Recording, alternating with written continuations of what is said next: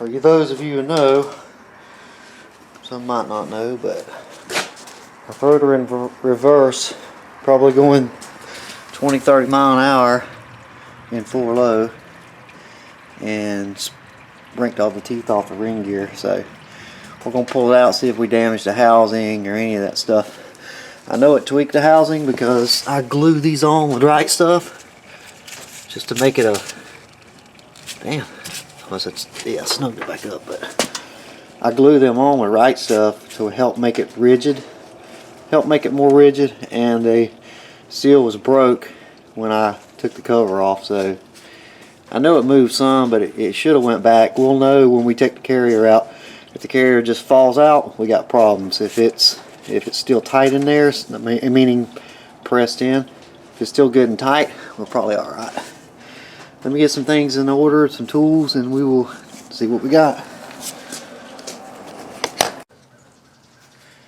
Alright, we got some weird light with the sun the way it is, but it's about 8 o'clock in the morning. It's 8:30.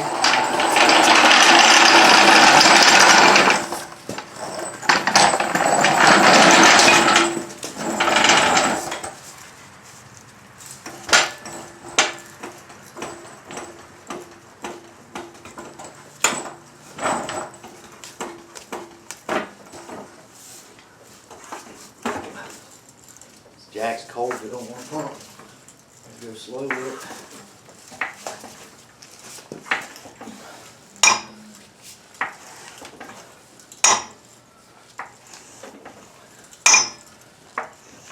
it. Betty sure is heavy. It's a wonder that axle lasts at all. She's heavy. All that damn metal on there makes it heavy.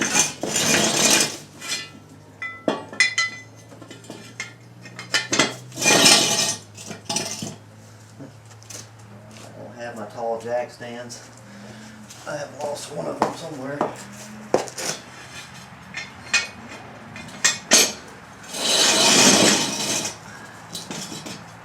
That's how much clearance she's got. Watch it. It probably won't even sit on those at all. Tires are on the ground.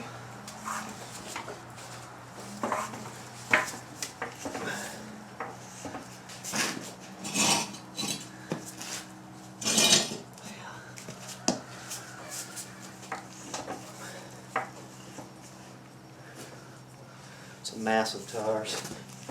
They work good though. Okay, let me get the tires off of it and I'll turn you back on.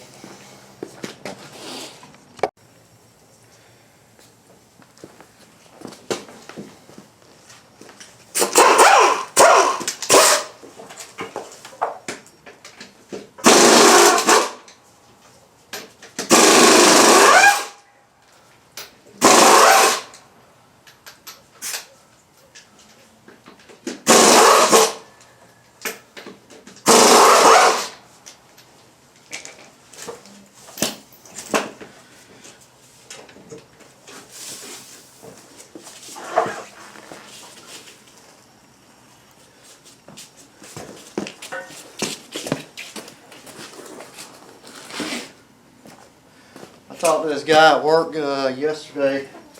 He had a RZR, Polaris RZR with 40-inch tractor tires on it. It was a four-seater. I asked him how often it braked. He said, well, not that often, he said, but it don't matter because they make parts for it. I said, yeah, true that.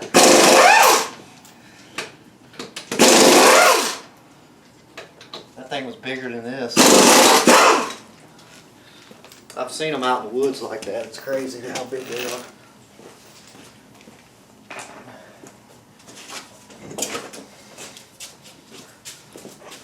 All right.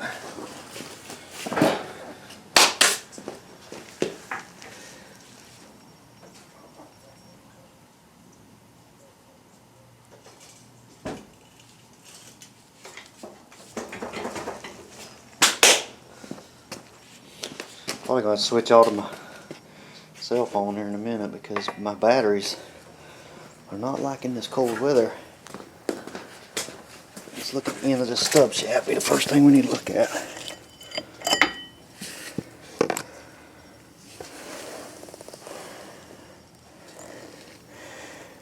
get some light on it, but it looks good. Alright. I may pull this off as an assembly. Y'all seen me take these apart before. It's no big deal. I don't see any spline damage there. You'll see a little wavy line in it. The splines are damaged, but we may stick these back on here. Take the caliper off and pull the whole axle out. We need to see the end of the axle, and we need to see the splines down there and the U-joints. I think they're fine. A mistake that I made when I put this together was that ring gear has never been through any heat cycles. Now, to me, I would have thought it would have broke the axles if we did what I did, or these hubs. I was waiting to see this is what I thought broke. That aluminum housing right there, I thought it broke right off is what I heard, but the mistake I made was never getting that ring gear hot. When you get it hot and put it through a bunch of heat cycles, it actually makes it tougher. It kind of anneals the metal a little bit, makes it not so brittly hard. Which is, if you'd have seen it when I first tore it down, it was brittle, like the teeth just sheared right off it. And I think if they'd have had some heat cycles through them, it would have made it a little tougher, the gear a little tougher. You do lathe work and you really can see stuff like that, because you take a piece of metal that's been used and cycled, heat cycles over and over and over, it gets harder and it gets tougher. So anyway, let's look at this side before I do that. I don't know what I'm doing here. David said I should watch the video on me and him building this thing where I remember how to do it. He might be right. And all looks good in there. Grease is a little dark. The splines are all straight. I'll take it all apart and clean it when I get it off. But let me turn y'all off and gather some stuff up, and we'll strip them axles out real quick. Alright, fellas. We'll crank it up and turn it. Maybe you can see what I'm doing there. Always be careful when you're doing this, because if you turn it and tires on it or whatever, and knock it off the jack and the jack stands, which is why I got the jack under and the jack stands. You don't never know. Turn it that way.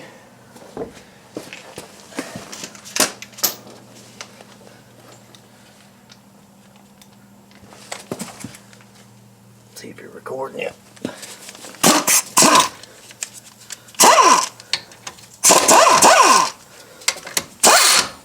That's a different one. Okay.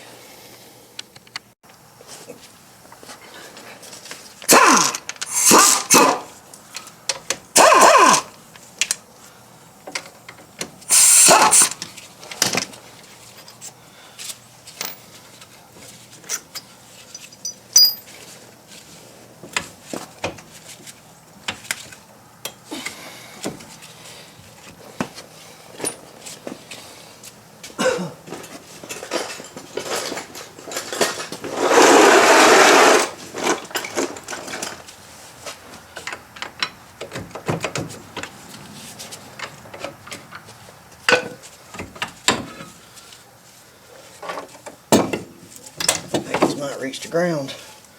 Oh, close. Now I don't think these are going to budge.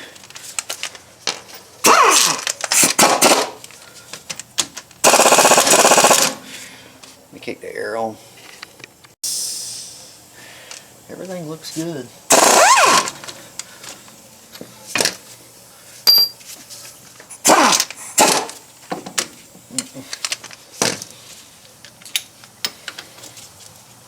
I like using air when I can.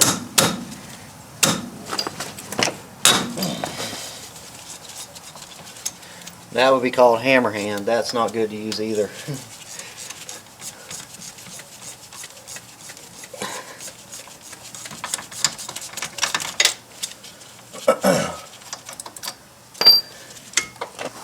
Turn it back the other way.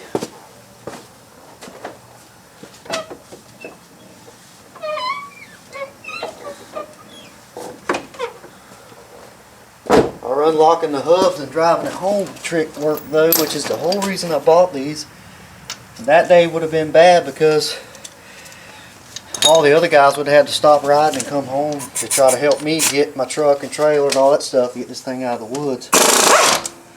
So I'm glad it worked out the way it did.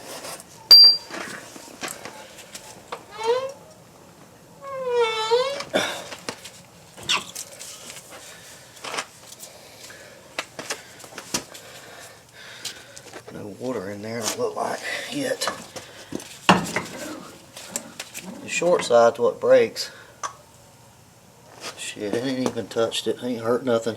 These are Yukon lifetime axles. I don't know if I've ever told y'all that, but if you look back through the video, they're 4340 steel. They're not going to break very easily.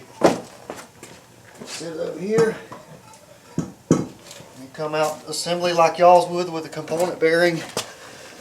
Everything looks tight still, which it should. We just put all this shit in here. Alright, I'm going to tear the other side down, and then we're going to look at that ring gear and that pinion.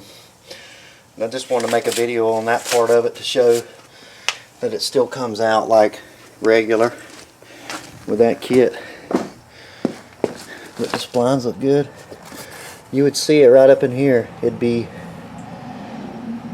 twisted. These are good axles though. I mean, shit, I've been running 40s on them and not cutting it no slack. So let me get the other side tore down. I'll go put y'all in charge, and when we start messing with the ring and pinion, that's what we really want to look at. See what, make sure our housing ain't messed up. It'd be a shame if we had to get a Dana 44 put under there.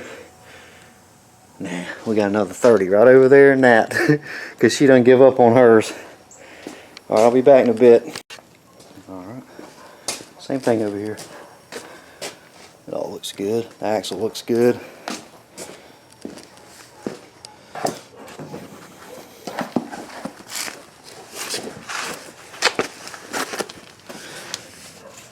Sorry about all the shaky.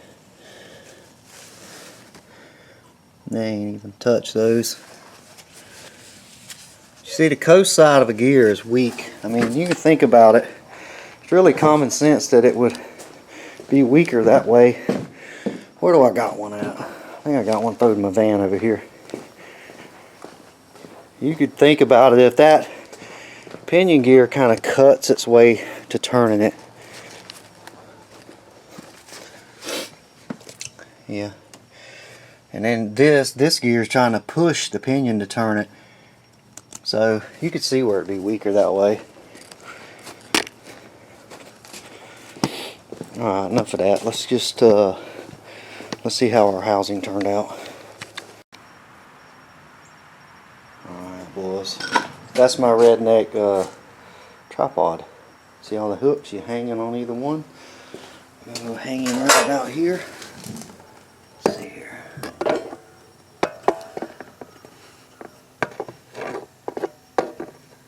I'll pause it through all this shakiness.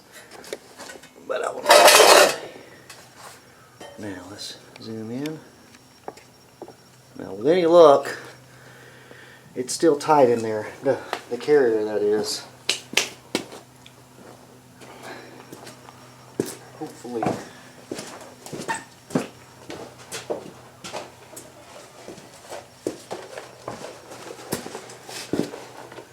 This is the nerve-wracking part to me, because if that thing just falls out of there, which I don't think it is, I don't think there's anything wrong other than those teeth are busted off there, because it is brittle on that coast side, which is what would have caught the load when I threw it in reverse, is the coast side. And you're trying to turn a little tiny gear with a big gear. It's got a lot of leverage on it, and it'll do just what it did.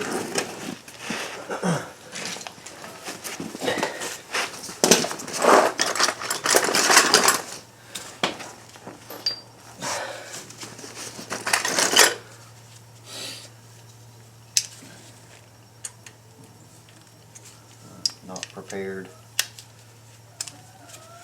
I didn't decide to do this till 6 o'clock this morning, or about 5 o'clock, 5:45.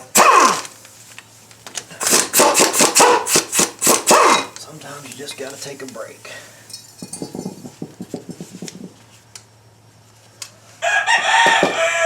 Me and the chickens. Yep. I tell you what,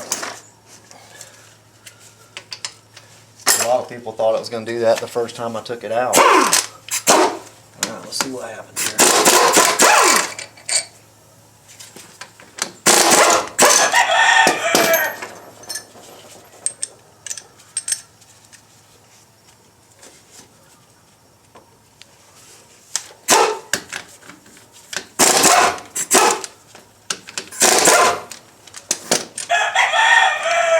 Will you go away with your noisy self?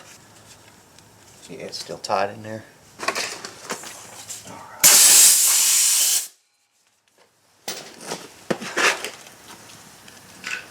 Let's grab our...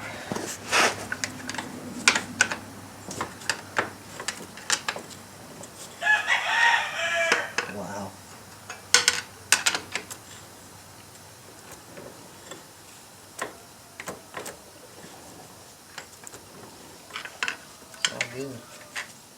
Now this one's in here. I actually need a case spreader to get this thing out, but I don't have one.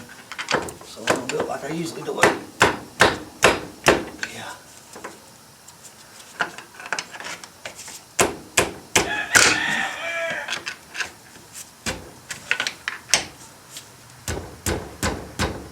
Oh yeah. I may have to. This definitely didn't hurt the casing because that's usually how tight it is. If it would have spread it like this when it wanted to twist, it would just fall right out.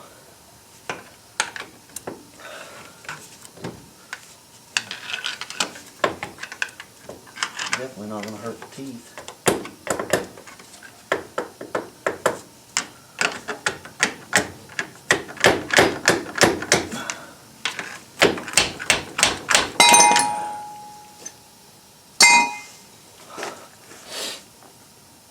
Alright, this is going to be fun to get out of there. Let me turn y'all off and I'll fish it out of there and then we'll get the pinion out and take a look at it. I've had to take the pinion nuts off of them before and drive it out with the pinion, which is not recommended, but I've had to do it before because I need to make a case spreader. Just ain't ever did it.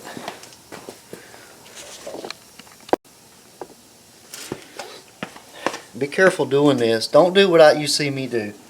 Okay, if I bust the case out on the bottom, I can replace it. But sometimes you can work it out like that.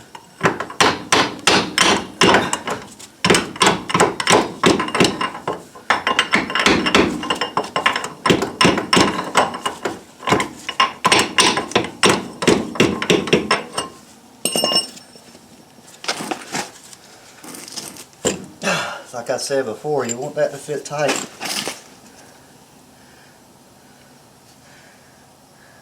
Did damn sure was cutting in there deep.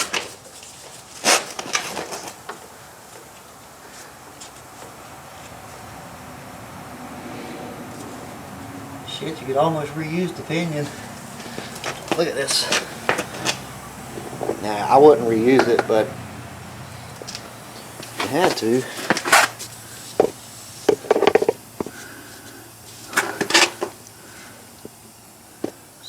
Better view of the side of it. There's one nick right there.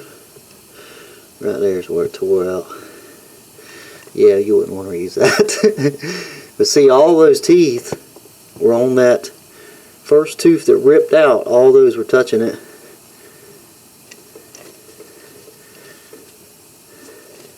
When I first seen these lines in these things, see that line right there? I thought that was going to be a breaking point. But yeah, that's what happened. It broke out on the Crook Coast side. I thought about setting it up a little bit tighter this go around. It was at, well, I think we had it at 5 thousandths. But it ripped out the entire tooth. It didn't like it.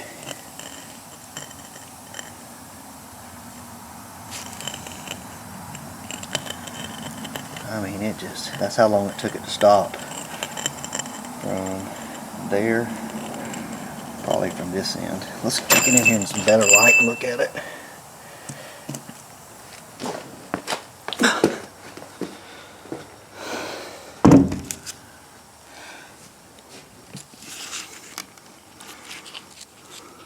Right there.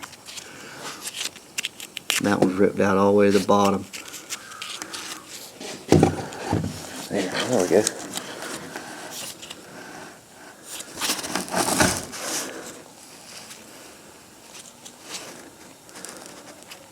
It's amazing, ain't it? It was sitting right here on this one when it did it. You can tell I'll put it in reverse too. And that's what happened. And I'm not just saying that shit because there's only one section of the ring gear that's, or the pinion that's messed up. And it did all of this. I'm thinking I'm going to set this thing, when we set it back up, if it breaks again, there ain't going to be nothing left down in here. I think I'm going to set it up, get my dial indicator direct straight with the gear. When you see me doing the setup, you see me setting up the gears, and I got the dial indicator like this, that's not totally accurate. I mean, it's good enough for doing this kind of stuff, but we'll set it, I'll set it dead straight on where it's a dead accurate reading, and we'll reset it up to where it's down in this tooth deeper than that even. I had it set at 5 thousandths, but still it's going to break if you put it in reverse. I don't give a shit what you do to it. I don't care what kind of axle it is either. If you're going as fast as I am, I'll tell you a story. When we first started mud racing, when we started getting fast, all the tracks that we went to were short, and there was no stopping room. So we ended up taking a brake caliper off an old front wheel drive car and having a machine shop put it on the pinion on the front and the rear, and you can guess what that did. It broke all the time, and it took us a minute to figure it out. It's still on the truck on the back. If you go back to the videos and watch the videos that where a day in the life, I think it was, it's still on the rear of the truck, but we had to take it off the front because it kept breaking. But it was a Dana 44. And back then, we didn't even know, we didn't have aftermarket axles or any of that shit, so it always broke the U-joints. It didn't break those are super joints in that thing too. My favorite model on this thing is these shock mounts. See all that ground clearance? And it don't cost anything if you got a welder. I didn't make a video when I did that. I wish I woulda. But that's the factory shock mount.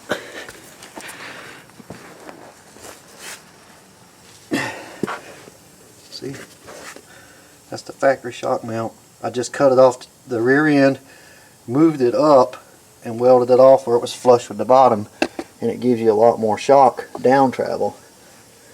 But all our bump stops and all that shit's holding up. All our work we did on that, it's all held up.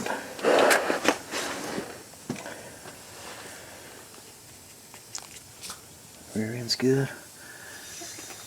Look at all them knocks in that damn drive shaft. Look at that shit. I put this thing through some hell now. Out there in them woods. That's from wired stuff.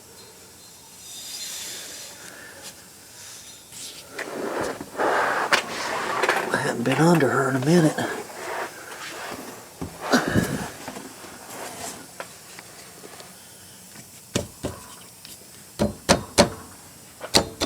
It's all tight. This is giving me a fit. We're going to have to do something without that. This fucking mount right here. I'm going to have to weld that. I didn't want to, but either that or get one of them band clamps and put on it. I might get a band clamp put on it. You see it wants to start rattling and hitting stuff. Yeah, nah, that ain't gonna work. But we built this Jeep. We started on this Jeep 3 or 4 years ago now.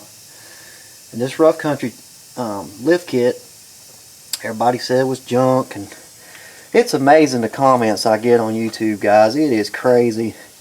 People who think that they're a master fucking mechanic will watch how-to videos just to comment on how you did it wrong. I don't know how many comments I've got on David's old on the front end that we built at David's that it wasn't going to work. I delete them because I don't like people like that. I can't stand that shit.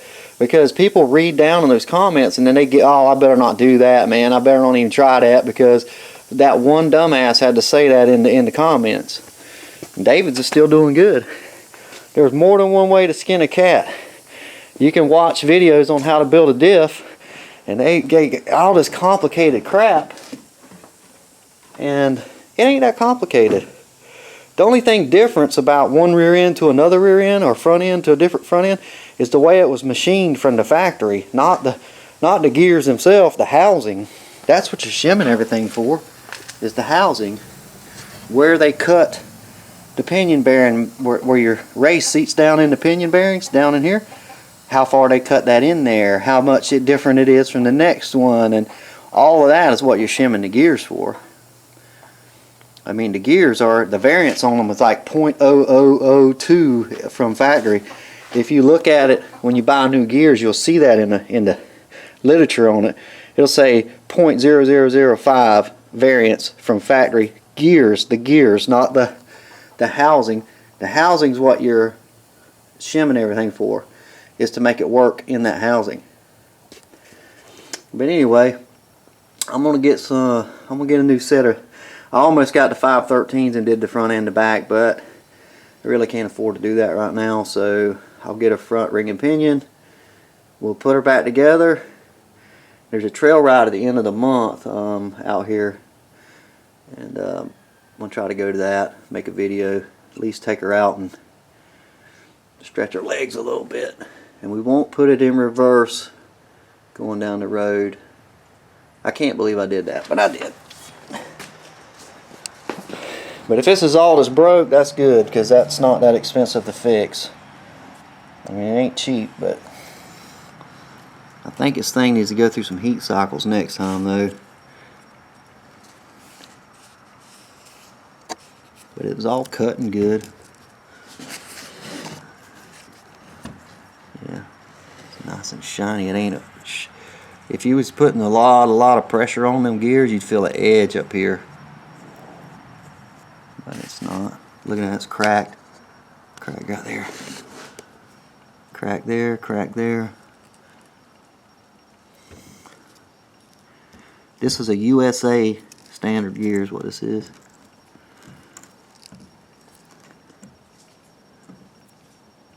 Cracked.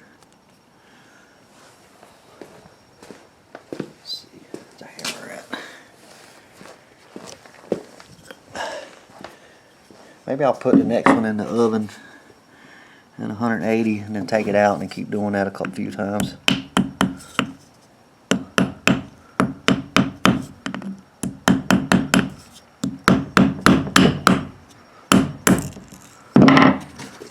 That was already cracked.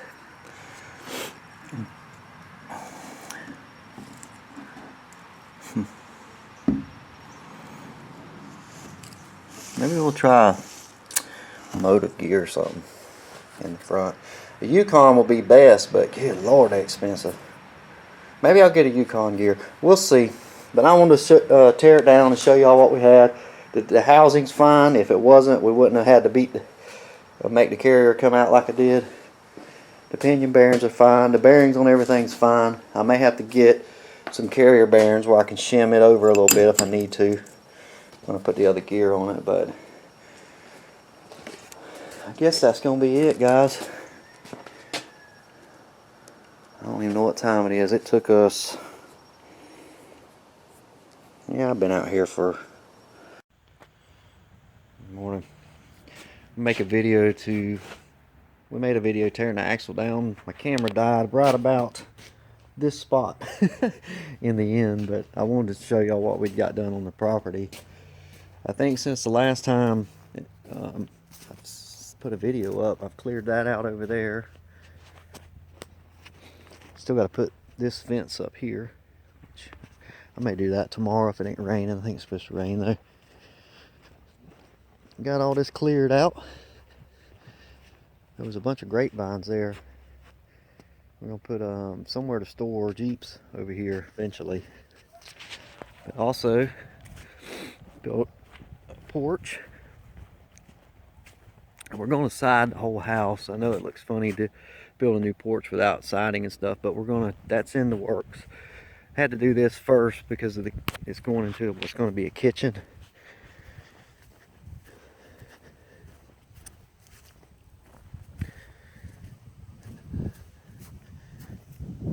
That's how that turned out. Totally tore out and completely rebuilt this whole back side of the house right here. And it's took me all this time to do it.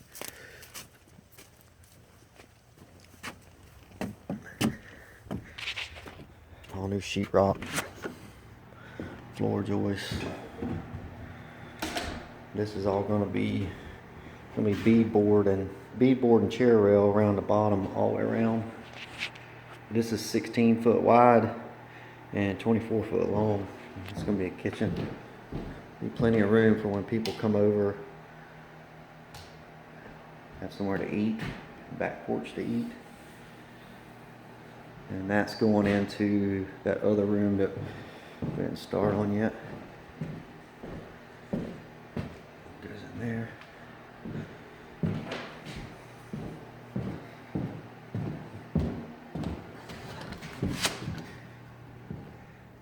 That's where I've been doing that stuff. Trying to get this place set up so next summer, maybe, you know, this summer, next summer, we can have people over. And surely this summer, you know, some people that are close by. But the plans are eventually to get this place where people can come here and go Jeep riding with us and not have to leave, you know, right then after the Jeep ride. They can hang out and stay over. There'll be plenty of places for campers and whatever.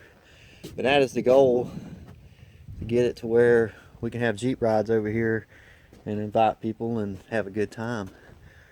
And the forest is literally a mile down the road to the entrance, so it'll all work out. I don't know how many will be still around on the channel by then, but if they are and you're close enough, you're welcome to come and go ride with us. And that's what the goals are. And a few of y'all are hardcore, y'all gonna be around, so you'll get to come out here one of these days and hang out and go Jeep riding. But y'all take it easy. I wanted to say my goodbyes now because the video that I make on the Jeep, it just ends abruptly because my camera died. But y'all take it easy and check out the rest of the video where we tear that rear end down. Alright, later. Bye.